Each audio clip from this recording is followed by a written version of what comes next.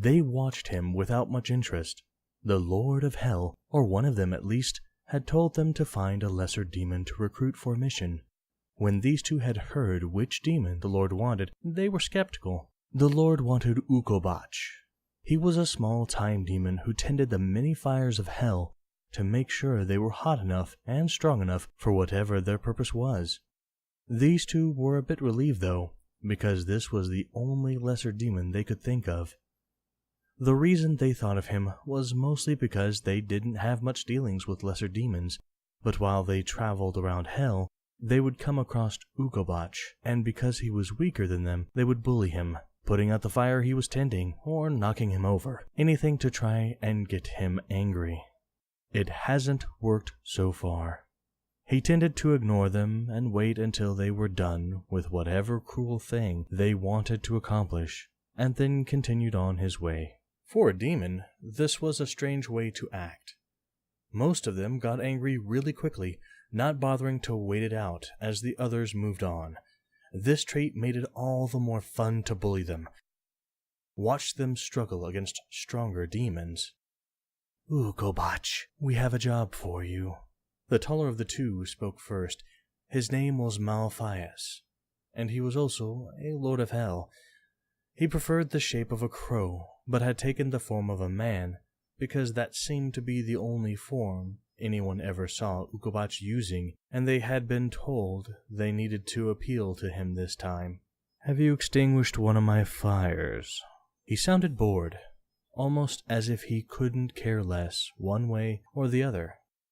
"Not this time." The second one spoke. His name was Azarath, and he was usually seen with horns coming out of either side of his head. He had kept the horns because he didn't figure Ukobach would care one way or the other. He was pretty sure Ukobach was a demon of boredom. He didn't seem to care about anything in front of himself. Azarath was pretty sure he had never seen Ukobach make any sort of expression. "Then what is it?" Ukobach looked up. He seemed vaguely curious about what had brought them to him, but not enough for him to actually care. "The Lord of Hell has a request," Azarath said, and watched as Ukobach's face showed a bit of surprise. He was not used to being called on by the higher-ups. He did such a good job with the fires of hell that they never had any complaints that would warrant a summons. "I will go immediately." Ukobach stood up and Malphias laughed. "He doesn't wish to see you." Ukobach nodded. "What is his request?" The two more powerful demons looked at each other. Since they had seen the surprise on his face, and judging by how quickly he had stood ready to go see their lord, they assumed he was excited to see their master. But once they had crushed that hope, he didn't even seem to mind. They pondered this, and wondered if maybe he was a demon of confusion. "There is a girl in the human world," Malphias said.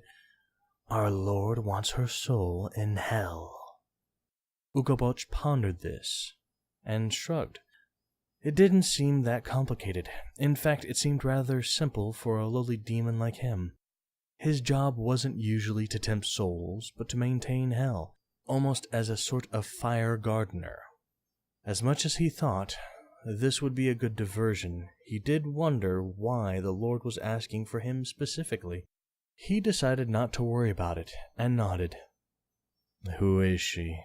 The two more powerful demons gave up trying to understand why he did anything, and instead gave him her name. "Heather Burgess."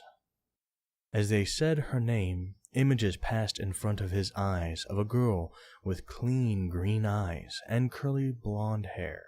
He watched her, talking to a friend before class, and after, while he painted a picture of a bowl of fruit. She seemed happy and perky and full of life. This outlook had probably started to get on the nerves of the higher-ups. They always seemed to prefer it when people were depressed and moping around all their life. Not that it mattered. You could be perky and end up in hell. All you had to do was sin.